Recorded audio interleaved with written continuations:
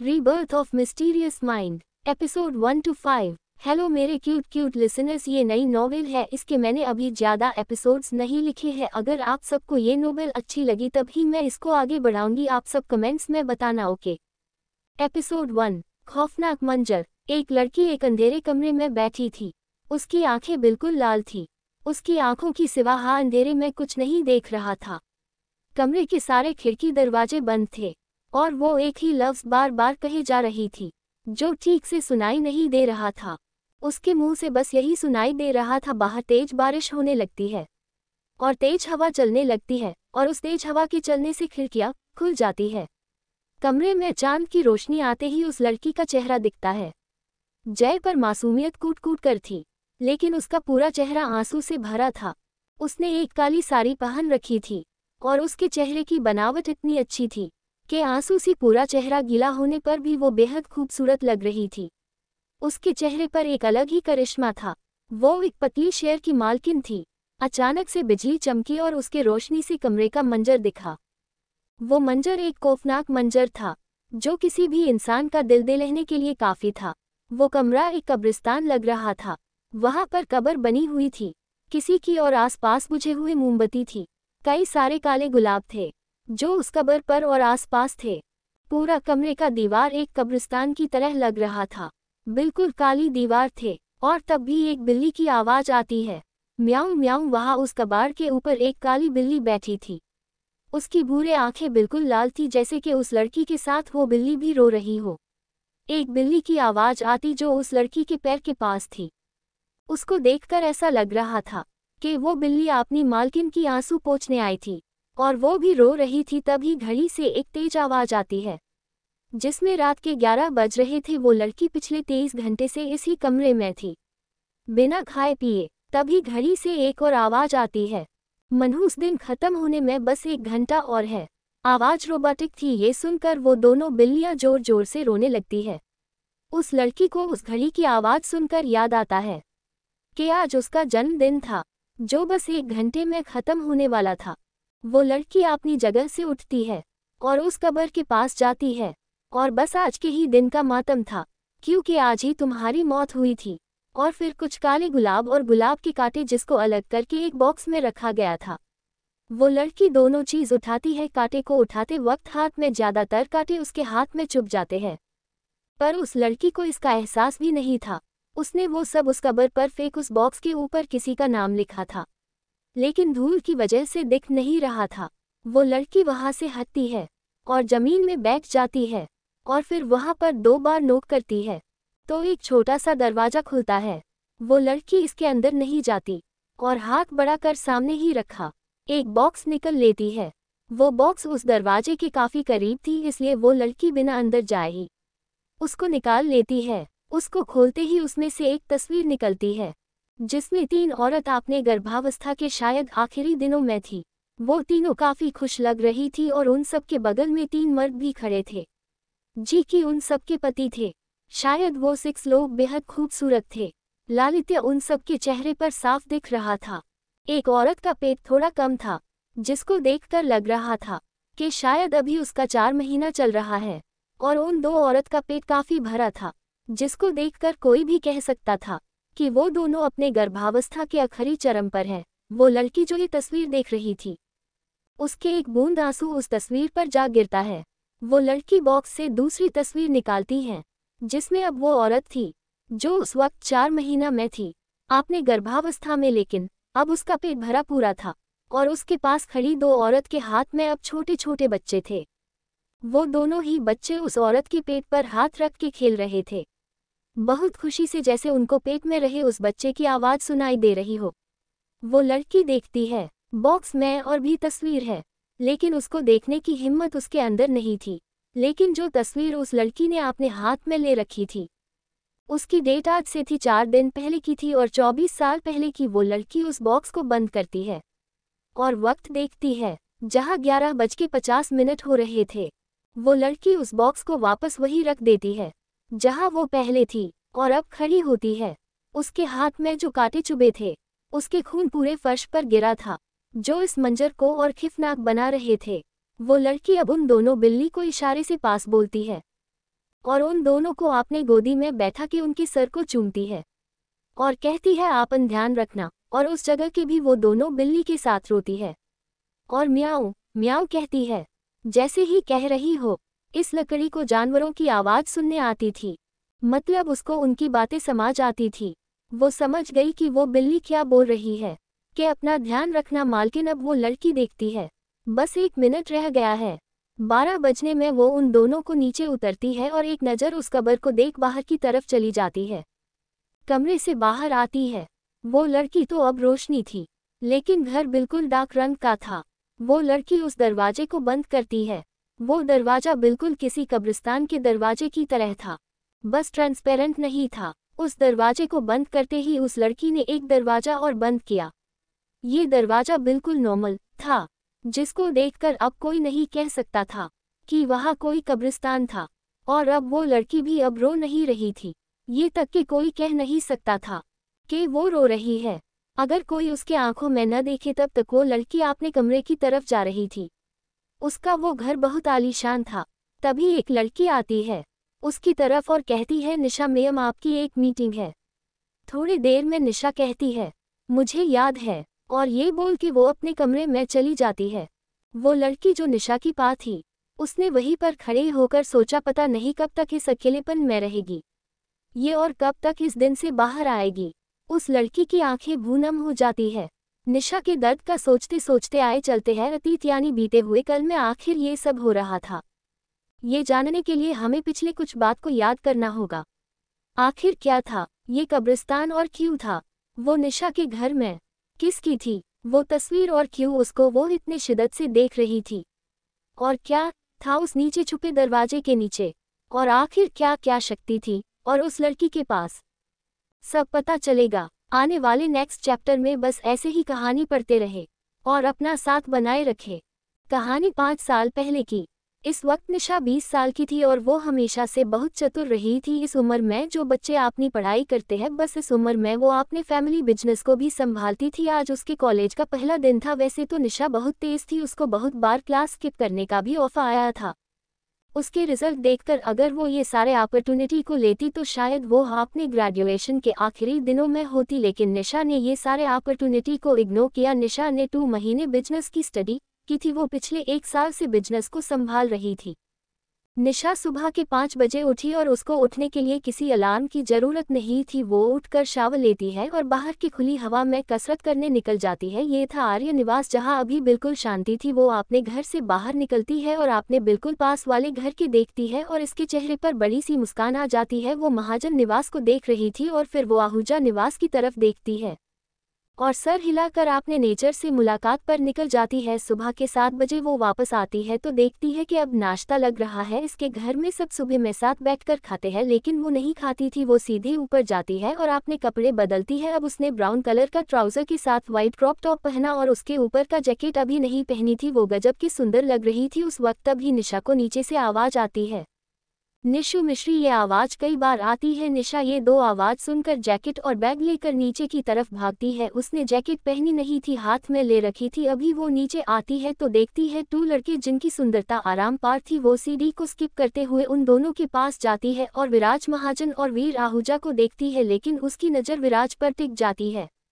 विराज, हाँ विराज ही तो वो वजह था जिसकी वजह से निशा ने सब अपॉर्चुनिटी को अनदेखा किया। सिर्फ विराज के पास रहने के लिए उसकी भारत से बाहर भी कई कॉलेज में ऑफर मिला जहां वो जा सकती थी, लेकिन वो नहीं गाजी जा तो विराज भी सकता था। भले ऑफर ना आए हो, लेकिन वो महाजन फैमिली का बेटा था। एक कॉलन एनबीएसपी ही काफ़ी था, लेकिन विराज नहीं जाना चाहता था। उसको अपने देश से बहुत लगाव था, इसलिए निशा भी नहीं गई और वीर वो नहीं गया। क्यों? एनबीएसपीएम की उसकी दोनों जान ये पे बस रह रहे थे। निशा विराज को देख रही थी और वीर निशा को। उन सब के चेहरे पर मासूमियत थी। निशा 20 साल की थी और वीर 22 के। वीर और विराज के जन्मदिन में बस 1 दिन का फर्क था। विराज 1 दिन का बड़ा था और वीर 1 दिन छोटा था। विराज को ज़्यादा बातें करना पसंद नहीं था, लेकिन वीर हमेशा सबके हंसने के लिए प्यारी प्यारी बातें किया करता था। आर्य महाजन और आहूजा फैमिली बहुत पुराने दोस्त थे, उनके घर भी इसलिए इतने पास थे। निशा का छोटा भाई अधिक, जो उससे 2 साल छोटा था, उसने सबके ध्यान को तोड़ते हुए कहा नाश्ता लग गया है, आप लोग अब जाओ। तभी वहां पर निशा की माँ और पापा भी आ जाते हैं। इनका नाम नीति थी। वो विराज और वीर को देख कहती है, आओ बेटा नाश्ता कर लो। विराज और वीर हाँ बोलकर बैठ जाते हैं। विराज निशा से कहता है, आओ बैठी। निशा अपनी माँ की तरफ एक बार देखती है।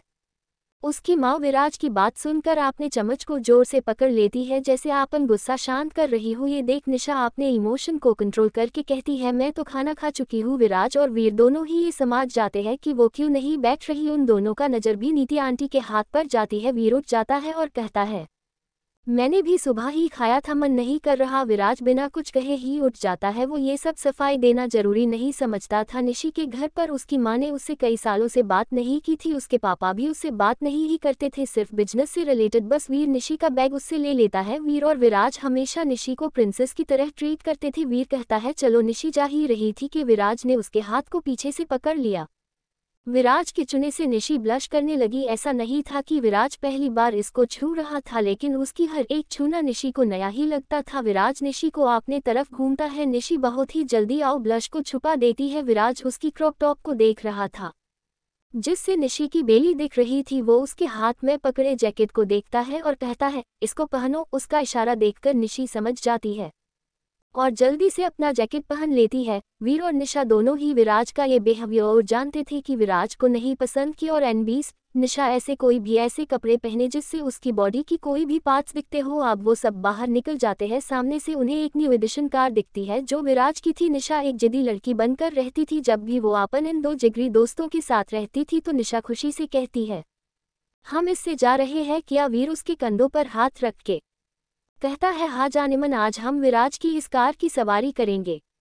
विराज ये सब नहीं देखता। उसकी नज़र सिर्फ वीर के हाथ पर होती है जो निशा के कंधे पर था। विराज को देखकर ऐसा लग रहा था कि वो अपने आंखों से ही वीर के हाथ को जला देगा। जब वीर को किसी का घूरना महसूस हुआ तो उसने इसको अनदेखा किया। अगर वीर की जगह कोई और होता तो वो विराज की आंखों का नहीं हाथों का शिकार बन चुका होता अब तक, लेकिन वो वीर था बचपन का दोस्त उन दोनों का। आखिर में विराज कार का गेट खोलता है और निशा को बैठने को कहता है। निशा बैठ जाती है और फिर वीर भी कुछ सोचते सोचते बैठ जाता है और विराज कार स्टार्ट करता है। आखिर क्यों विराज ऐसे कर रहा था? निशा के मामले में क्यों उसको इतना फर्क पड़ता था? निशा को कोई देखे तो या उसको कोई टच करे तो? आखिर क्यों निशा के माँ बाप उससे बात नहीं करते थे? सब पता चलेगा आने वाले एपिसोड में। बस ऐसे ही कहानी पढ़ते रहे। कॉलेज का पहला दिन। वीर का में कहता है, क्या तुम दोनों एक्साइटेड हो? निशा कहती, लिटिल बिट, लेकिन हमेशा की तरह। विराज कोई जवाब नहीं देता। वीर कहता है, आज पता है क्या हुआ? निशा उसकी बात सुनने के लिए घूमकर पैर मोड़कर बैठ जाती है क्योंकि वो आगे के सीट पर बैठी थी और वीर पीछे।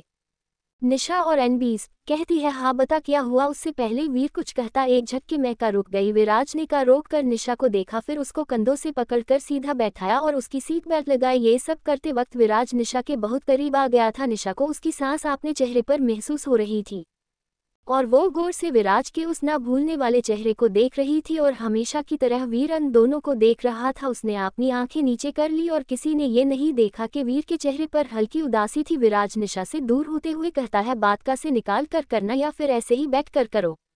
निशा हाँ में सर हिला देती है और फिर निशा वीर से कहती है, बता क्या हुआ। वीर आपने नॉर्मल बिहेवियर में आते हुए कहता है, आज मुझे सुबह सुबह किसका कॉल आया तू सोच भी नहीं सकती। निशा कहती है, कहीं सोचना भी नहीं चाहती, बताना है तुझे तो जल्दी बता। वीर कहता है, अनिल का, जो हमारा सीनियर था।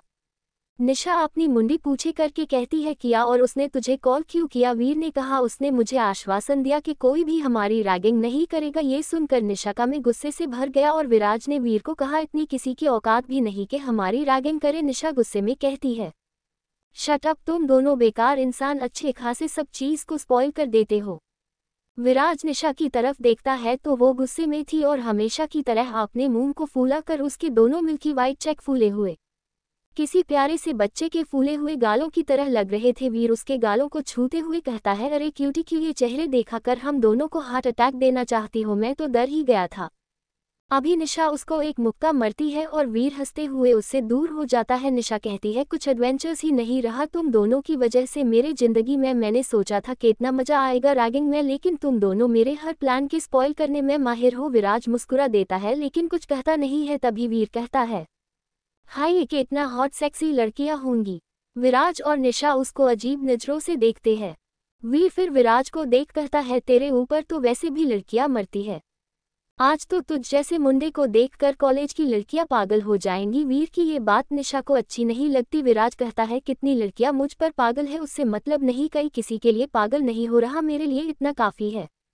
विराज की ये बात सुनकर निशा के दिल को थोड़ी राहत सी मिलती है। अब वो सब कॉलेज आ गए थे, उनकी इतनी शानदार कार देखकर वहां पर भीड़ जमा हो गई थी। वो सब जानते थे इस गाड़ी के सिर्फ 3 मॉडल थे पूरी दुनिया में इस वक्त, और उन्हें यकीन नहीं हो रहा था कि एक उन सबके सामने है। विराज का रोकता है और फिर निशा की तरफ झुकता है और उसके जैकेट को बटन्स लगता है और कहता है कॉलेज में मेरे और वीर के साथ रहना, इधर उधर मत जाना और कोई भी। फिर थोड़ा रुक कर वो कहता है लड़का अगर तुम्हारे पास आए मेरे और वीर की गैर मौजूदगी में तो उससे बातें मत करना, और अगर परेशान करे तो तुम्हें पता है तुम्हें उनके साथ क्या करना है। निशा हाँ में सर हिला देती है। फिर विराज निशा का जैकेट पकड़े हुए ही वीर की तरफ मूर्त है और कहता है अगर मैं आसपास ना रहूं निशु के तो तू रहना, ठीक है। वीर भी हाँ कह देता है। अब विराज निशा की जैकेट चोरकर सीधा बैठता है और फिर वीर गाड़ी से बाहर आता है। उसको देखकर लड़कियां बस देखती ही रह जाती है। वीर का भी अपना एक गहरा चार्म था जो लड़कियों को अट्रैक्ट करने के लिए काफी था, और वीर के चेहरे पर जो हमेशा एक मुस्कान रहती थी वो तो किसी को भी मंत्र मुक्त कर सकती थी। अब विराज निकलता है, उसका एरोगेंस जो उसके चेहरे पर ही झलकता था, और विराज को देखकर तो लड़कियां अपना आपा ही खोने वाली थी। विराज की वो नैन नक्श जिसको देखकर ऐसा लग रहा था खुदा ने पूरा वक्त और पूरी खूबसूरती इस पर ही निछावर कर दी है। विराज और वीर निशा की तरफ का गेट खोलते हैं। निशा एक हाथ विराज ने पकड़ा और दूसरा वीर ने। जब निशा बाहर आई तो जो लड़के वीर और विराज से जल रहे थे अब निशा की खूबसूरती और मासूम से चेहरे में कहीं गुम हो गए थे। वहां पर कॉलेज की एक ब्यूटी क्वीन भी थी, लेकिन अब वो निशा के नाखून के बराबर भू नहीं लग रही थी। निशा के चेहरे पर भी अब एरोगेंस था और एक चील जैसी नज़र थी। अब वो मासूम तो लग रही थी लेकिन एक शातिर इंसान भी जिसको पता हो कि कहाँ क्या करना है। वो तीनों साड़ी में ऐसे लग रहे थे कि जैसे कोई पेंटिंग या भगवान खुद उतार आया हो। वो तीनों आगे की तरफ बढ़ते हैं। वीर निशा के कान में कहता है ऐसा लगता है हम तीनों का जलवा ये भी दिख रहा है। निशा आपने उसे एक्सप्रेशन के साथ कहती है क्या ये आम बात नहीं है। विराज कहता है कहीं तो तुम दोनों शांत रह लिया करो। ये सुन वो दोनों चुप हो जाते हैं। क्या कॉलेज कोई नई लारेशानी लेकर आएगा। वीर क्यों उदास था, आखिर सब निशा की जिंगादी में आगे किया होगा। सब पता चलेगी आने वाले एपिसोड में। बस ऐसे ही कहानी को पढ़ते रहिए और अपना साथ बनाए रखे। वो तीनों क्लास में जाने से पहले प्रिंसिपल के ऑफिस में जाते हैं उनसे कुछ बात करने। वीर की कुई और भू पूछना था इसलिए वो रुका और विराज और निशा बाहर आ गए। विराज को याद था कि निशा ने अभी तक कुछ खाया नहीं है इसलिए वो निशा को क्लास में जाने को कहता है, लेकिन फिर उसको रोक के कहता है खुद को सेफ रखना, कई अजनबी के आसपास मत जाता। निशा हाँ कह देती है। निशा खुद की सेफ रखना जानती थी लेकिन उसको विराज का ये क्या करना अच्छा लगता था।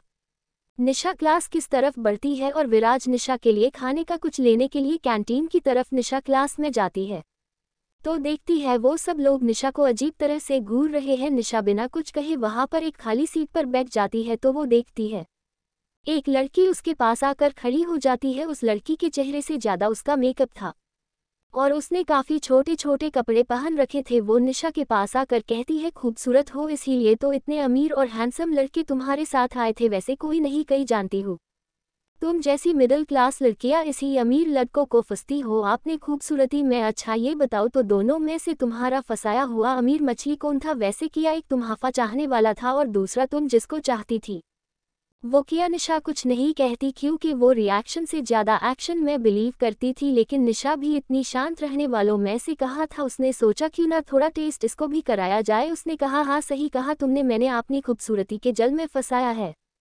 अब भगवान ने मुझे इतने अच्छे से तराशा है तो भगवान के दिए इस खूबसूरती का इस्तेमाल तो कहीं करूंगी ही ना, और वैसे भी जिसको भगवान देता है वही इस्तेमाल कर सकता था। अब तुम तो कर नहीं सकती क्योंकि तुम्हें बनाने में उन्होंने ज्यादा वक्त नहीं दिया। वो लड़की निशा की ये बात सुनकर आग बबूला हो जाती है और पर क्लास निशा की बात सुनकर उस लड़की पर हंसने लगता है।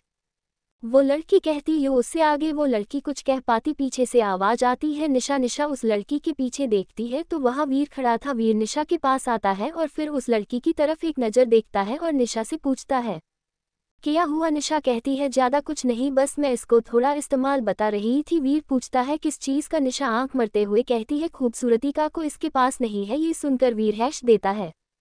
वो लड़की तो वीर में कहीं खो ही गई थी, लेकिन वीर की बातें सुनकर वो अपने होश में आती है। तब उसको याद आता है कि इस लड़के से बहुत ज्यादा उस दूसरे वाले लड़के का रोब था, तो उसको लगता है वो गाड़ी उसको ही होगी। अब वो लड़की वीर को देख कहती है, लगता है आप ही इस लड़की के जल में है, या फिर शायद आप इस लड़की के दोस्त हैं जो महंगी का देखकर इसके साथ आ गए थे।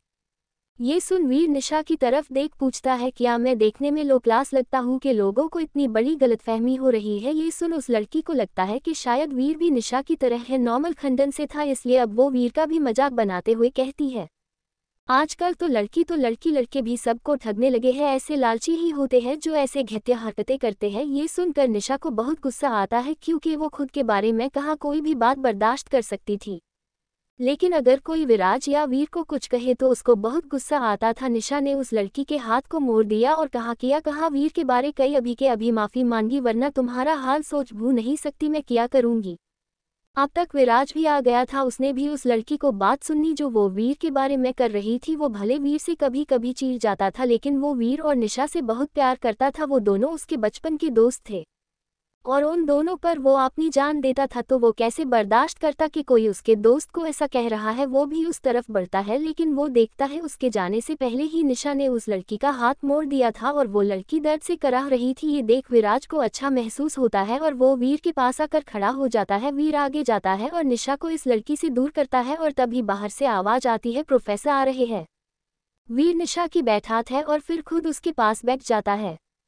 उस सीट पर 3 लोगों के बैठने का था। अब विराज भी आकर निशा के दूसरी तरफ बैठ जाता है और निशा उन दोनों के बीच में थी। अब विराज अपने साथ लाया खाने के सामान से एक बर्गर हैमबर्गर निकालता है जो निशा का फेव था और उसको खाने की देता है। निशा ना में सर हिला देती है तो वो बर्गर का एक बाइट विराज खाता है। विराज को बर्गर नहीं पसंद था, ये निशा जानती थी। फिर विराज ने उस बर्गर को वीर की तरफ बढ़ाया, फिर वीर ने भू एक बाइट ली। वीर को भी बर्गर नहीं पसंद था। निशा ने देखा कि फिर से बीफ विराज की तरफ बढ़ा रहा था। निशा जानती थी कि सोनी मनमार के ये खा रहे थे, इसलिए उसने वीर के हाथ से छीन लिया और दूर खाने लगी। विराज ने एक मिल्क का बॉटल निशा को दिया। निशा ने कहा, मैं बच्ची नहीं हूँ, सब विराज कहता है तुम ही वीर कहता है, तभी तो तुझे दूध नहीं पसंद। निशा अपना मन मार के उसको पी लेती है। पूरा क्लास उन तीनों के आपसे बंधन को महसूस कर रहा था। साफ दिख रहा था कि उन दोनों लड़की को ही उस लड़की की बहुत चिंता है और वो दोनों ही उस बहुत ख्याल रखते हैं।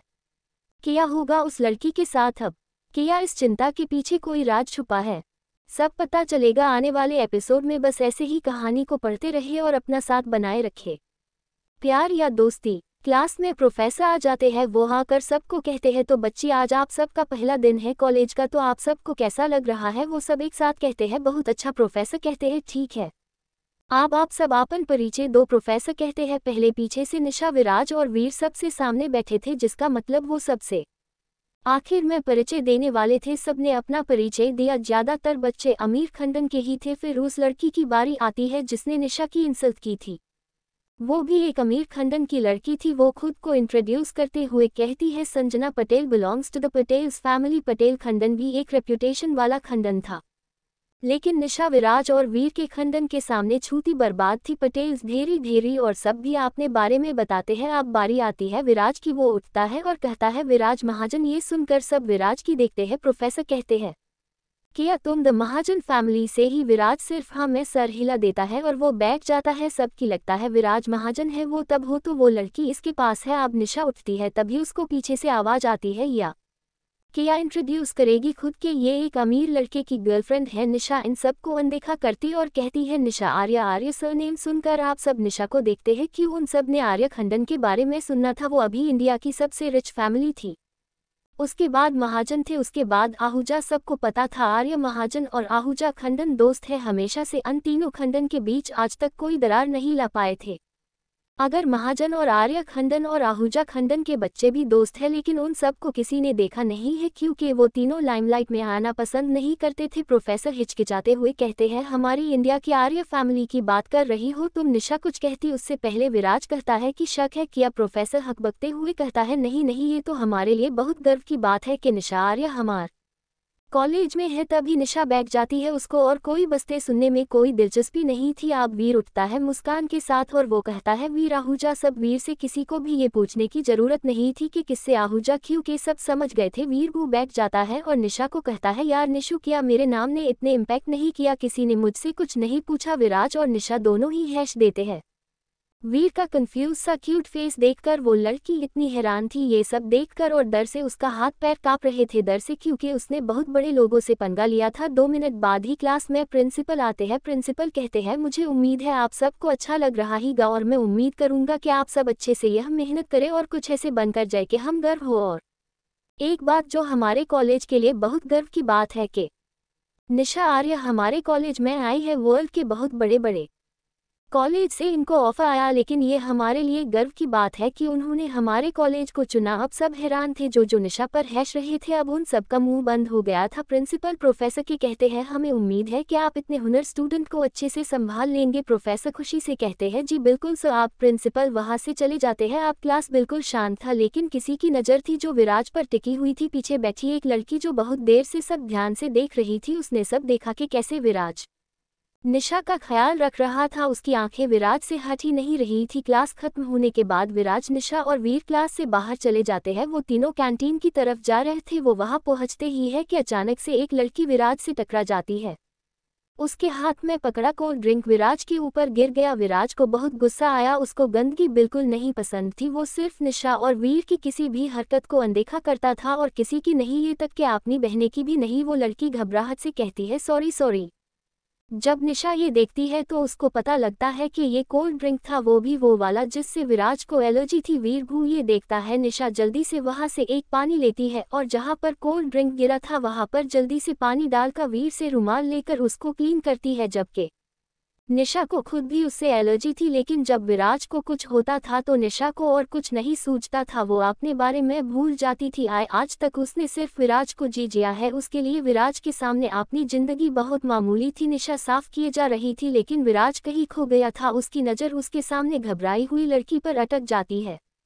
उसकी वो बड़ी सी मासूम आंखें जिसमें अभी डर से आंसू भरी थी। उसने बाकी लड़की की तरह कोई मॉडर्न कपड़े नहीं पहने थे, एक साधारण सी कुर्ती और पैंट पहनी हुई थी और उसका दुपट्टा जो बार बार उसके कंधों से गिर रहा था और वो बार बार उसको ठीक कर रही थी। वहां जब निशा ने देखा कि अब विराज के ऊपर कोई निशान नहीं है और हल्के से बस एलर्जी को वजह से निशान थे, लेकिन उसके हाथ का बिल्कुल ध्यान नहीं था। यूं देख वीर घबराते हुए निशा का हाथ पकड़ता है और देखता है कि इस कोल्ड ड्रिंक ने निशा के हाथ पर एसिड का असर किया है। विराज के मुकाबले में निशा को उससे ज्यादा एलर्जी थी। वीर का मन कर रहा था कि वो निशा को एक थप्पड़ मारे, लेकिन उसने खुद को कंट्रोल किया और निशा को लेकर वहां पर रखे वॉश बेसिन की तरफ ले गया और जल्दी जल्दी उसकी हाथ को धोया। लेकिन विराज जैसी देखकर ऐसा लग रहा था कि विराज की नज़र वहां पर चिपक गई थी। वो लड़की भी विराज को देख रही थी। ये लड़की वही थी जो क्लास में भी विराज को देख रही थी। पीछे बैठकर निशा बार बार विराज की तरफ देख रही थी और वीर को उसके हाथ को साफ करने नहीं दे रही थी। वीर ने निशा को चिल्लाते हुए कहा, निशा ये ध्यान दो, तुम्हारी एलर्जी बढ़ रही है। वीर की आंखों में निशा के लिए बेपनाह फिक्र दिख रही थी। आसपास के लोग उन चारों को ही देख रहे थे। एक लड़की दूसरी लड़की के कान में कहा, वो दोनों उन तीनों के ही क्लास में थी और आज सुबह से हुई हर चीज देखा था। वो लड़की दूसरी लड़की को ढेरी से कहती है, ऐसा लग रहा ये लव ट्रायंगल है यार। तूने देखा कि सिंगारे कैसे विराज महाजन के लिए परेशान हो गई थी, ये तक के उसके खुद के हाथ में भी हुई, लेकिन तब भी उसने उस पर ध्यान नहीं दिया। और वीर आहूजा को कितना तकलीफ हुई निशा आर्य के हाथों में वो जख्म देखकर, लेकिन विराज तो आपने सामने खड़ी लड़की में गुम ही हो गया था। इस दूसरी लड़की ने कहा, निशा विराज के पीछे, वीर निशा के पीछे, और विराज तो ऐसा लग रहा है उस चिंपू लड़की के ऊपर अपनी आंखें ही चिपका दी हो। आखिर कौन थी ये लड़की जिसको देखकर विराज उसमें गुम हो गया था? क्या वो दोनों लड़की जी बात कर रही थी सच था? क्या वीर सच में निशा से प्यार करता था? क्या और निशा विराज से? आखिर ऐसी क्या बात थी निशा में जो वर्ल्ड के बड़े बड़े कॉलेज से उसको ऑफर आया था? क्या इन नई लड़की के आने से निशा विराज और वीर की जिंदगी में कोई तब्दीली आएगी या इनके दोस्ती का आसार पड़ेगी या कुछ और? सब पता चलेगा आने वाले एपिसोड में। बस ऐसे ही कहानी पढ़ते रहे और अपना साथ बनाए रखे। ये नई नॉवेल है, इसके मैंने अभी ज़्यादा एपिसोड्स नहीं लिखे हैं। अगर आप सबको ये नॉवेल अच्छी लगी तभी मैं इसको आगे बढ़ाऊंगी। आप सब कमेंट्स में बताना। ओके।